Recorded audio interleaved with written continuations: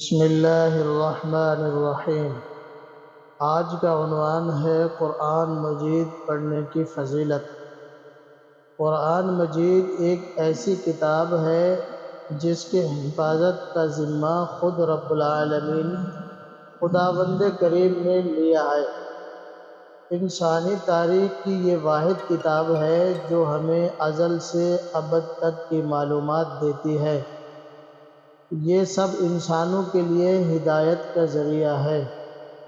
حضرت عثمان رضی اللہ تعالی عنہ سے روایت ہے کہ رسول اللہ صلی اللہ علیہ وسلم نے فرمایا، تم میں سے سب سے بہتر وہ شخص ہے جو قرآن سیکھے اور سکھائے۔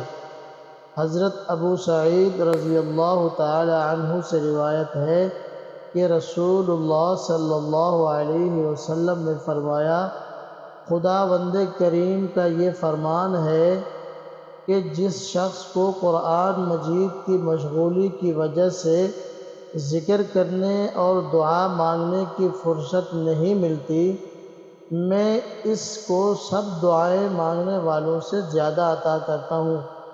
اللہ کے کلام کو سب کلاموں پر ایسی ہی فضیلت ہے جیسی خود اللہ رب العالمین کو تمام مخلوق پر۔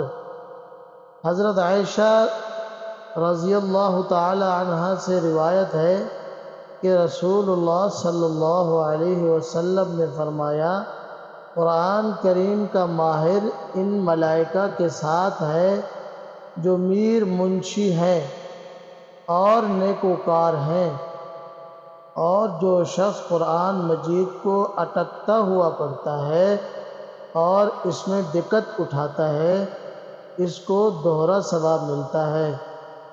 نبی کریم صلی اللہ علیہ وسلم نے فرمایا، قیامت کے دن صاحب قرآن سے کہا جائے گا، قرآن مجید پڑھتا جا اور جنت کے درجوں پر چڑھتا جا، اور ٹھہر ٹھہر کر پڑھ جیسا کہ تو دنیا میں ٹھہر ٹھہر کر پڑھتا تھا، بس تیرا مرتبہ وہی ہے جہاں آخری آیت پر پہنچے۔